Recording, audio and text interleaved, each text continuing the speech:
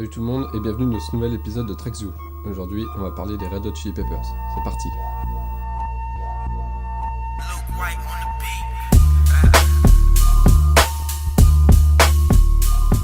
Alors pour ce qui est de la présentation, ça va être très bref, parce que les Red Hot Chili Peppers sont quand même super connus. C'est un groupe de rock américain qu'on pourrait définir comme un groupe de fusion. C'est-à-dire un groupe de rock qui mélange plusieurs éléments comme le hip-hop, la funk ou encore le punk. La chanson qui va nous intéresser aujourd'hui, c'est Other Side, qui se trouve sur l'album Californication, qui est sorti en 1999. Il s'agit sans nul doute de l'album le plus connu des Red Hot, et c'est un album qui est facilement arrivé dans plusieurs top 10 dans beaucoup de pays. Le clip de la chanson Other Side qui nous intéresse aujourd'hui est sorti en 2000. Il est réalisé par Jonathan Denton et sa femme Valerie Faris. Désolé si j'écorche leur nom. Le couple est connu pour avoir réalisé le film Little Miss Sunshine, avec Steve Carell par exemple. Bref, sans plus attendre, qu'est-ce que raconte le clip ? Tout simplement, il raconte le combat intérieur d'un homme qui s'est écrasé au sol et qui essaye de se relever après un passage à l'hôpital. Ce postulat de base est bien sûr une métaphore par rapport à un homme qui essaye de revenir de la drogue. En fait, il s'agit du combat intérieur d'un héroïnomane qui combat ses démons. Le clip alterne entre moments de rêve nerveux, on va dire, et passage avec le groupe. D'ailleurs, ce dernier est intelligemment placé dans le clip. Le chanteur chante au haut d'une tour, le guitariste et le bassiste jouent avec des cordes et des câbles électriques, et le batteur tape sur ce qui semble être une horloge. Donc, premier point important du clip, le décor est utilisé. Le groupe n'est pas effacé, il est présent. Si on considère que le groupe fait partie intégrante du clip et de sa narration, on a donc une musique qu'on pourrait qualifier presque d'intradiégétique, c'est-à-dire qui est entendue par le protagoniste et par le groupe. Le côté surréaliste de leur instrument il est justifié par le fait qu'il s'agit d'un rêve. Le spectateur a donc aucun problème à comprendre que le son puisse venir d'instruments aussi bizarres. Mais cette notion de rêve, elle permet aussi de justifier l'esthétisme du clip. Je disais que le clip parlait d'un héroïnomane qui affronte ses démons. Et j'ai pas donné plus d'arguments, c'était voulu ? Parce que dans le clip, rien ne fait référence, en fait, à l'héroïne par exemple. Rien n'est explicite, on va dire. Et tout comme dans les paroles, il s'agit clairement d'une métaphore. Eh bien, c'est le groupe qui ont eux-mêmes déclaré qu'il s'agissait d'un hommage à Ilan Slovak, le guitariste de base du groupe, qui est mort d'une overdose justement. Mais pour aller plus loin dans les détails personnels, l'addiction fait référence à celle de John Frusciante, le guitariste au moment de l'enregistrement de l'album. Je prononce sûrement mal le nom, mais c'est pas de ma faute, j'ai vraiment une prononciation de merde. Quoi qu'il en soit, sous ses allures de ballade rock, en fait c'est une chanson très cynique. Et pour compléter sa déclaration, le guitariste a décrit son addiction comme un Big Grey Monster. Et ça justifie encore plus l'esthétisme du clip. La question qui vient pour les réalisateurs, c'est comment ils vont représenter ça. Pour vous montrer comment ils y parviennent, je vais prendre 5 exemples dans le clip qui me paraissent super intéressants de ce côté-là. Donc premièrement, le clip il s'ouvre sur le personnage au sol. Il est filmé plongé derrière des ronces, et une de ses ailes est cassée. Donc on comprend qu'il a fait une chute, puisqu'on est derrière les ronces, et qu'il est tombé depuis un chemin épineux et douloureux sûrement. Il est maintenant au sol et il va devoir se relever, donc en fait la métaphore là c'est qu'il est vraiment tombé. Les ronces représentent sûrement l'addiction par exemple, et la chute c'est vraiment le fait de rechuter totalement dans la drogue. De plus, si je veux aller vraiment loin, on peut dire que les épines représentent un peu la manière de se piquer, donc la piqûre rappelle l'héroïne. Ça, c'est des suppositions, mais ça marche totalement aussi. Le deuxième point paraphrase ce que j'ai dit tout à l'heure, c'est-à-dire l'apparition d'un grand monstre gris que le personnage va affronter, ce qui donne une dimension très personnelle au clip.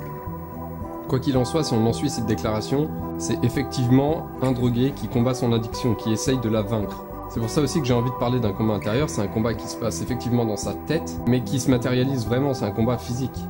Troisièmement, il y a une scène avec des échelles sans fin et incompréhensibles, comme si la sortie était complètement labyrinthique. C'est-à-dire que remonter la pente, sortir de son addiction après avoir affronté le monstre gris justement, c'est une épreuve encore plus difficile que combattre. C'est comme si quelque part son corps ou son esprit refusait de le laisser sortir. Cette scène elle fait référence à plusieurs travaux de l'artiste Escher, dont je vous mets des images. C'est une référence qui est beaucoup utilisée dans les œuvres modernes, pour symboliser la folie ou un monde parallèle. On peut penser aussi par exemple au manga Berserk qui utilise ça pour représenter le monde des dieux, le mode des God's End. En 4, on a l'image des ailes qui lui permettent de voler.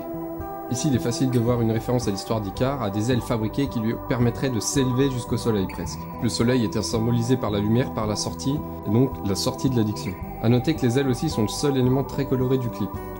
La couleur rouge n'est pas anodine, c'est la couleur du sang, la couleur de la vie. Du coup, c'est une couleur qui se rapproche plus de la pulsion de vie, on pourrait dire, que de la pulsion de mort. C'est-à-dire le noir et le gris du clip. C'est comme si le personnage voulait se libérer de cette pulsion grâce à ses ailes. Et justement, dans le clip, il va se faire écraser par un oiseau qui peut symboliser son addiction. D'ailleurs, un oiseau qui est un corbeau, alors là, est-ce que c'est une référence par exemple au dieu nordique, à la puissance divine? Ou alors tout simplement, le corbeau symbolise la mort, symbolise un oiseau de mauvaise augure. Donc si on veut vraiment pousser jusqu'au bout, l'oiseau symbolise son addiction et la force de son addiction qui essaye littéralement de le faire rechuter. Et enfin, le cinquième point, c'est la référence au monde médical. Le monde médical, il n'est pas représenté n'importe comment. Il est représenté avec la vision trouble du personnage. Et dans l'imaginaire collectif, on comprend que c'est un endroit qui désoriente plus qu'il n'apaise en fait. Voilà pour les 5 exemples que j'ai choisis, mais il y a beaucoup d'autres moments qui pourraient marcher dans le clip. Donc on a parlé de la métaphore, mais aussi ce qui m'intéresse, c'est comment les réalisateurs vont mettre en scène ce clip.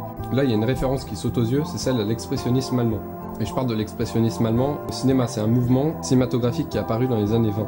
Ça a donné lieu à des films comme Nosferatu, par exemple, un des tout premiers films de vampires. Cet expressionnisme, il se caractérise par une forte utilisation du clair-obscur, un jeu très proche du théâtre par les acteurs et une utilisation de décors aux formes radicales et étranges. Souvent, les films sont beaucoup teintés de fantastique. Du coup, c'est un genre qui est parfait pour mettre en image une psyché intérieure.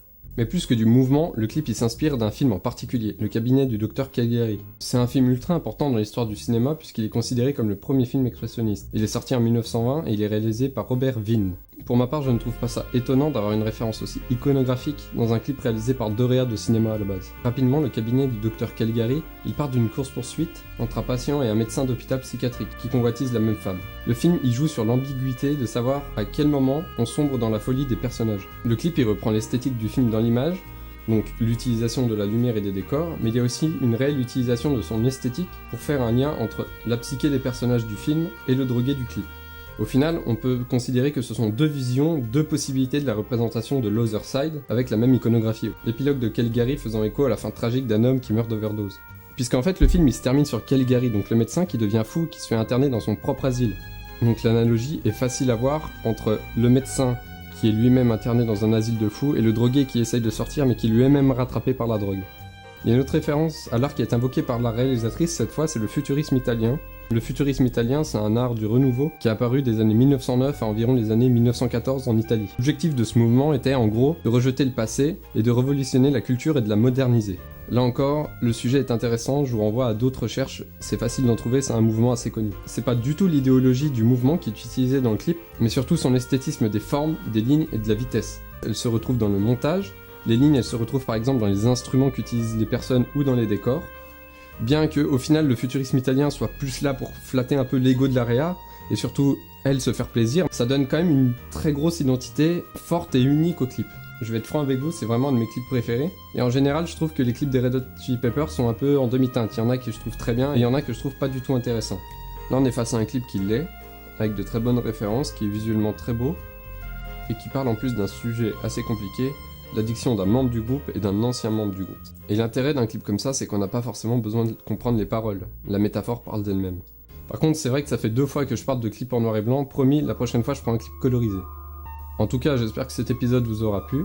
N'hésitez pas à mettre votre clip des Red Hot préférés dans les commentaires, ça m'intéresse. Et moi, je vous dis à une prochaine fois. Salut!